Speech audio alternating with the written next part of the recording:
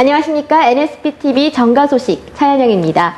20대 총선을 1년여 앞두고 부산의 여야 정당이 지역 민심을 확보하고 또 다양한 정책을 내놓는 등 발빠른 행보를 보이고 있습니다.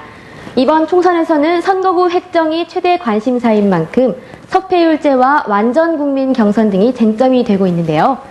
NSPTV 정가 소식, 오늘은 정의당 부산시당 이창호 위원장을 만나 20대 총선 전략을 들어보겠습니다. 안녕하십니까, 위원장님? 네, 반갑습니다. 네, 우선 정의당 부산시당의 20대 총선 전략을 간략하게 좀 듣고 싶습니다.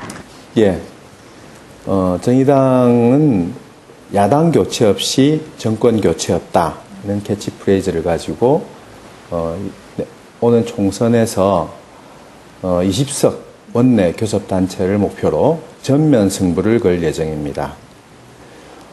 세월호 이후에 대한민국이 달라져야 한다. 이게 국민들의 뜻인데요. 근데 정치가 바뀌어야 되죠.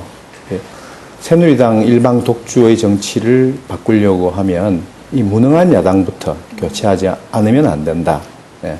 그래서 야당 교체 없이 정권 교체 없다. 예. 야당 교체를 향한 전면 승부를 예고해 주셨는데 이번에 선거구제 개편안이 중앙선관위에 제출이 됐습니다.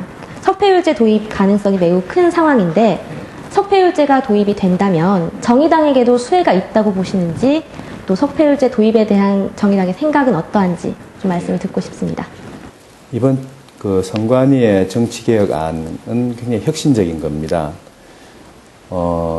지금까지 소위 대의민주주의를 왜곡시키는 선거제도, 그러니까 대의제라고 한다면 국민들이 지지한 만큼 이제 의석이 배분돼야 되는데 그렇게 되지를 못했어요. 그런데 이제 이번 선관위의 권역별 비례대표제와 더불어 석패율제가 결합된 이것은 그런 것을 이제 보완한 거죠. 그래서 국민들이 지지한 만큼 의석수가 이제 배분되는 이런 구조입니다. 그래서 저희들이 지지합니다. 통합진보당의 해체로 정의당 이번 총선에서 상당히 불리하다는 입장이 많은데 이에 대해서 어떻게 생각하시는지. 통합진보당 해산 이후에 정의당의 지지율이 올랐습니다. 그래서 그거는 이제 근거 없는 이야기고요.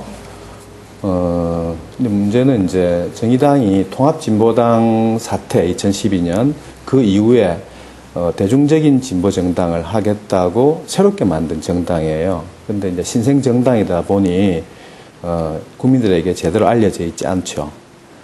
유시민, 노회찬, 심상정, 그리고 최근 진중권 이런 분들이 정의당을 하는데 이제 그게 이런 분 이제 잘 당은 알려져 있지 않은 이런 상태인 것 같습니다. 그래서 이제 이 인지도가 높아질수록 지지율도 올라가는 이런 구조예요. 그래서 내년 총선까지는 최소한 10% 베이스 위에서 출발할 수 있지 않을까 이렇게 생각합니다.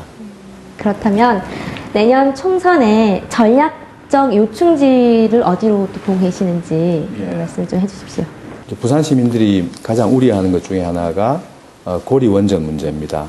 그래서 고리 원전 인근 지역인 해운대 그리고 기장 가까이 수영 이런 곳이 고리 원전 이슈를 가지고 적극적으로 싸울 수 있는 곳이죠. 그리고 부산의 중심 상권인 진구 그리고 이제 야당 의원 같지 않은 야당 의원이 있는 사흘 이런 것이 이제 일단 1차 전략 중심이고요. 그리고 이제 후보가 확보되는 만큼 그걸 확대해 나갈 예정입니다. 끝으로 위원장님 하시고 싶은 혹시 말씀 있으시면 해주시면 좋겠습니다.